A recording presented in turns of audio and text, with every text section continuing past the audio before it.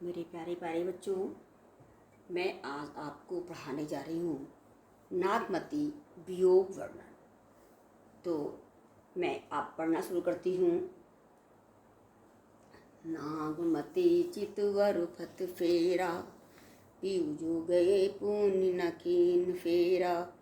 नागर काहू नारी बस पराते, मोई पियो मोह से हरा। सुवा काल होई लेगा पीऊ, पीऊ नहीं जात जात बर जीव।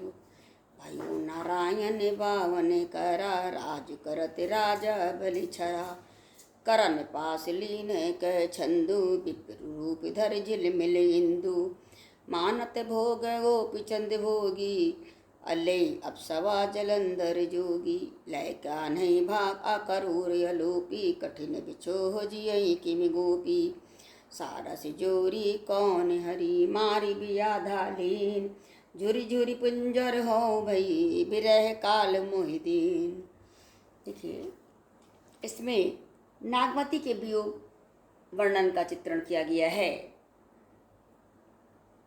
सिंघल के राजा गणधेश की गंधर्वसेन की पुत्री पदावती जो थी वो बहुत सुंदर थी। तो उनके पास एक तोता था। एक बार वह तोता किसी कारणवश महल से निकल गया और वह तोता किसी बहलिये ने पकड़ लिया और बहलिये ने पकड़ने के बाद किसी ब्राह्मण के हाथ उसको बेच दिया और उस ब्राह्मण ने राजा रत्नसेन को बेच दिया। तो रत्नसेन उसके साथ उसका बड़ा लगाव रत्नसेन का हो गया। एक दिन क्या हुआ, नागमती ने उससे पूछा, बताओ कौन सुंदर है या मेरे रूप का वर्णन करो। तो जो तोता था, हीरामन तोता, वो पदावती के रूप का वर्णन करने लगा और नागमती के रूप को कम बताया। तो नागमती ने उसको मारने का आदेश दिया, लेकिन जिसको आदेश दिया गया उसने ले जाकर तोते को छुपा दिया। जब रत्नसेन वापस आए तो उन्होंने पूछा, तोता ना पाकर वो बहुत क्रोधित हुए, लेकिन उनके सामने तोते को पेश किया गया, सामने लाया गया। उन्होंने पदावती के बारे में सब कुछ जाना, तो वो उनको प्राप्त करने के लिए वो वहाँ घर से निकल पड़े। तो नागमती अपने प्रीतम की याद करती हैं।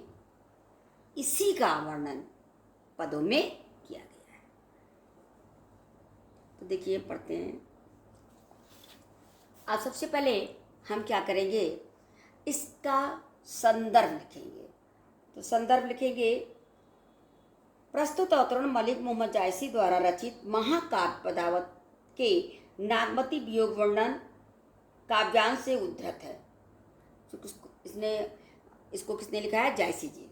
प्रसंग, प्रस्तुत पंक्तियों में जायसी ने रानी नागमती के विरह का वर्णन किया गया। ठीक है। अब इसका अर्थ, नागमती चितवर पथेरा, पीऊ सो गए पुण्य कीन न फेरा।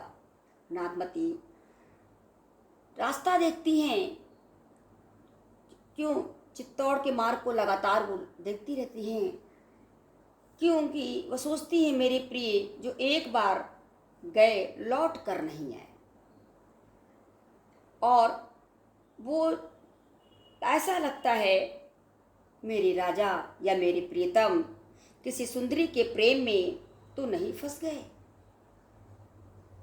उस सुंदरी ने ही मेरे प्रीतम को मुझसे छीन लिया है। क्या किया है?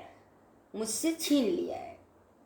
और जो हीरामन तोता आया था वह तो लगता है काल बनकर ही आया था, जो मेरे प्रिय को मुझसे छीनकर लेकर चला गया। फिर नागमती सोचती हैं, प्रिय न जाते, प्रीतम न जाते, चाहे मेरे प्राण ही चले जाते।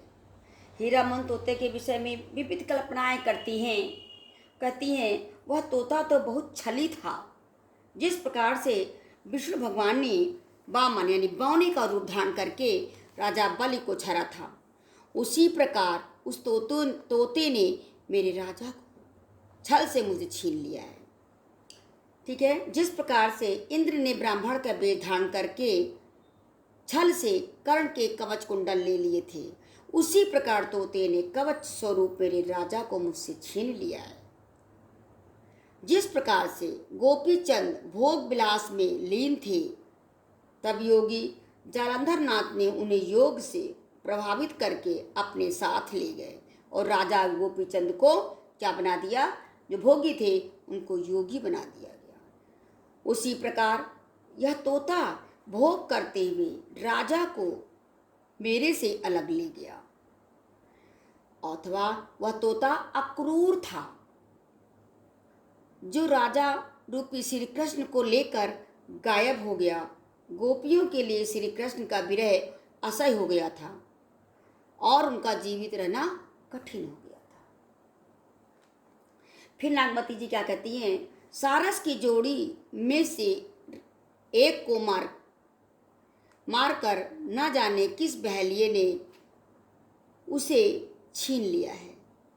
जिस प्रकार सारस की जोड़ी में से एक के मर जाने पर दूसरा जीवित रहना संभव हो जाता है, उसी प्रकार राजा रत्नसेन के चले जाने पर मेरा जो शरीर है वह सूख कर एक हड्डियों का ढांचा मात्र रह गया है।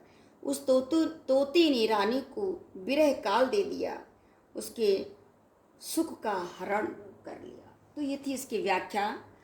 अब इसका काव्य सौंदर्य कैसे लिखेंगे? भाषा इसकी अवधि है, शैली गेय, अलंकार रूपक, उपमा, रस वियोग, छंद चौपाई और दोहा।